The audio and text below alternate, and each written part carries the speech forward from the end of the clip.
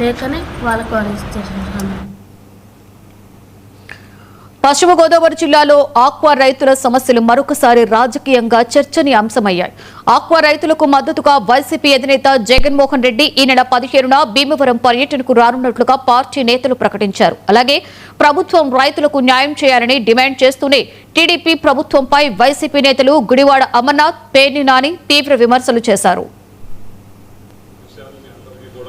ప్రభుత్వానికి కూడా జగన్మోహన్ రెడ్డి గారు గడువు ఇవ్వడం, లేని పక్షంలో నేరుగా నేనే భీమవరం వస్తాను, అక్కడ ఉన్నటువంటి రైతాంగంతో కలిసి ప్రభుత్వం మీద ఒత్తిడి తీసుకొచ్చేటువంటి కార్యక్రమం చేపడతాననేటువంటి మాట గడిచినటువంటి మాసం జరిగినటువంటి సమావేశంలో వారు చెప్పడం జరిగింది.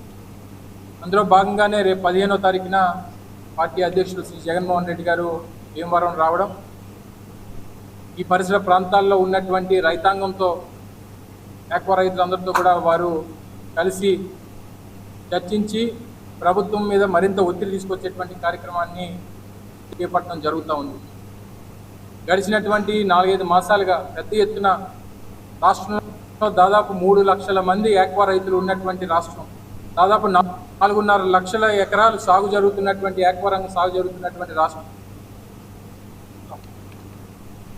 దేశంలో సీ ఫుడ్ ప్రొడక్షన్ చేసి ఎక్స్పోర్ట్ చేస్తున్నటువంటి దాంట్లో దాదాపు 40% ఆంధ్రప్రదేశ్ రాష్ట్రం నుంచే ఎక్స్పోర్ట్ అవుతున్నటువంటి ఘనత ఈరోజు ఆంధ్రప్రదేశ్ రాష్ట్రానికి ఉంది.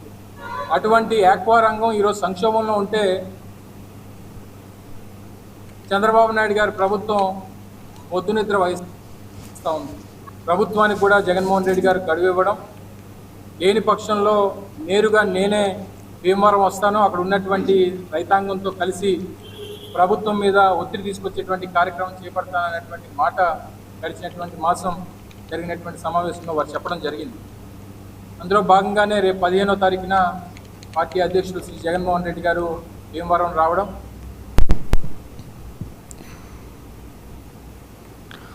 99 టీవీ ఎఫెక్ట్తో వరంగల్